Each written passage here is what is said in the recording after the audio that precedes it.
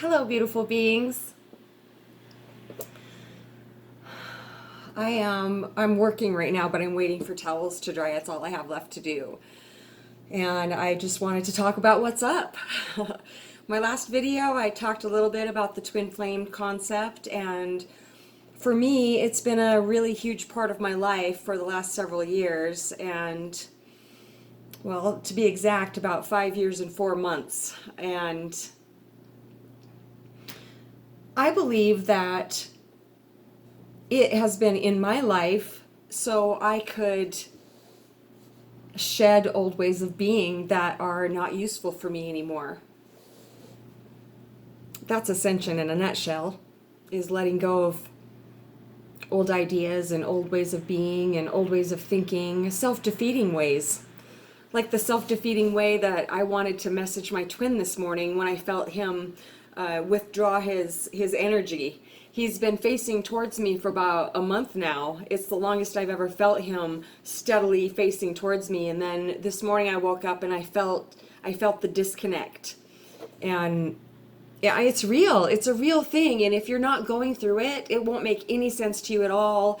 Logic will say, well, geez, it's just a guy in my situation, a guy. It's just a guy. Why can't you let go of him?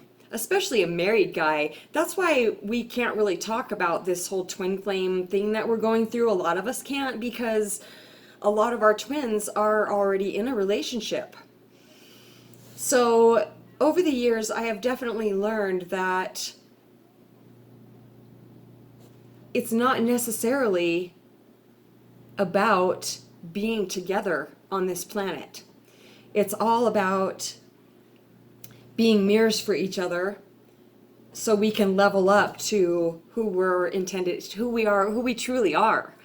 So what a gift it is. It can be really, really painful. It felt incredibly painful this morning to wake up and feel that, oh, I'm feeling his resistance to our connection. That's what switches. When he's just like, okay, I can't shake this. It's just driving me crazy to try to block it out. I will accept it. He has moments like that. Well, like a whole month, this last month. Like that. And then this morning, the fear kicks in. I mean, because he has, I don't know. I have no idea if it's true or not, but from the outside, he has an incredible life. He has everything anybody could ever want. So, in my life, it can never be about waiting to be happy because of some outward outcome. It cannot be about that, and that's how I spent most of my life. I mean, that's the human condition, really. So outgrowing those things can be incredibly painful, but man, oh man, is it worth it? Because really, my heart's desire is to hold satsang, even over and above ever being with my twin. I don't need to be with him physically because we are already together. If it is a true thing, if it is actually a real thing, the twin flame concept, we are already together. Yes, that's right. And the ancients are reminding me, we all are already together because we are consciousness expressing through these physical forms. Oh, see, talking about it helps so much, and I'm very blessed to be able to have my daughters, all three of my daughters are open to talking to me about the twin flame concept, and my mother also, because I believe that her and my father are twins, He has dropped his physical form for over 2 years now, and they are obviously still so. I don't know why I say obviously, because it's not obvious to you. So I'm going to try to stop saying that. To me it is. They were together for 64 years in the physical form from the time they were 14 and 16 until 2 years ago, a little over 2 years ago. So that's a lifetime together. And it's not because of that I feel like they are twins. It's the connection. There is a undeniable connection. Unshakable. However, so I've come full circle. I woke up feeling like that this morning, and I try to make it a habit not to stalk his Facebook page. But he hasn't blocked me. We used to block each other and play that little game because it was just, I just wanted to get rid of him so bad. I didn't understand it, but that was creating resistance. And what we resist will persist. So the trick has been, which is just beautiful because it has allowed me to grow so much, it's to bring whatever I'm thinking about, whatever is up, to bring it to presence. From person to presence, person to presence. No matter how real the energy is that's coming in, no matter how real the messages are that are coming in, if it starts hurting me, I need to let it go. And I used to have no clue how to let anything go. I would just hold on because, no, it's so real. I know it's going to happen. I know it is happening. I don't need to go by any of that anymore. What I do is I take it to presence. And let's see. So, ancients, how can I explain how I take it to presence?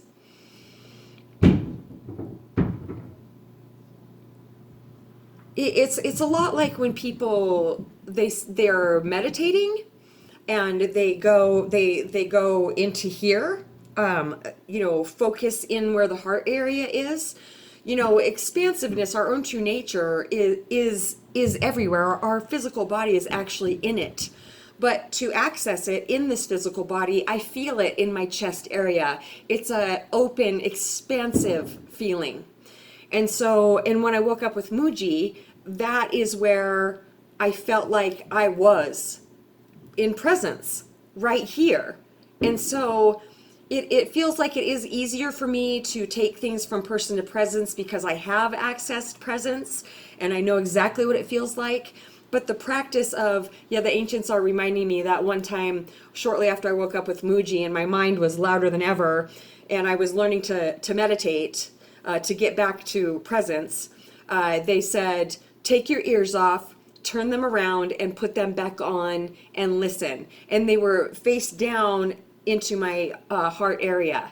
And so if my mind is really loud and I feel really emotionally disturbed, I get real quiet and I listen inside and I can access presence immediately. Well, it's our true nature.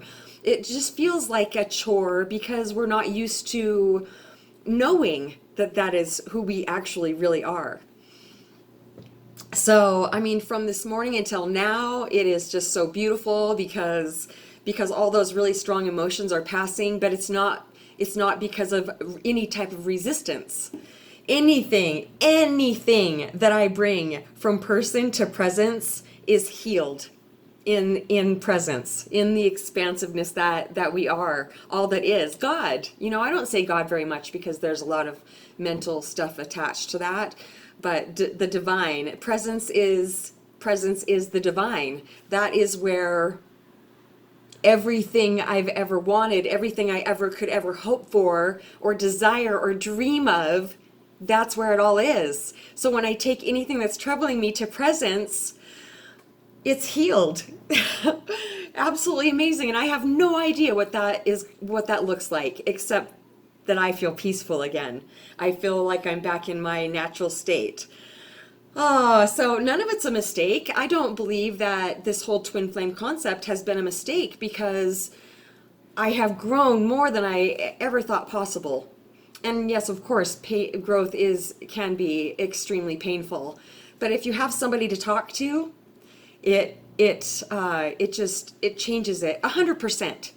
For me, if I tried to keep all this to myself and didn't talk through it, man, oh man, I'd be years back as far as my growth goes. So if you're on the struggle bus today with anything, please don't hesitate to reach out and talk. We will have a conversation and the ancients will join in and we will bring whatever's troubling you. We will help you bring it to presence.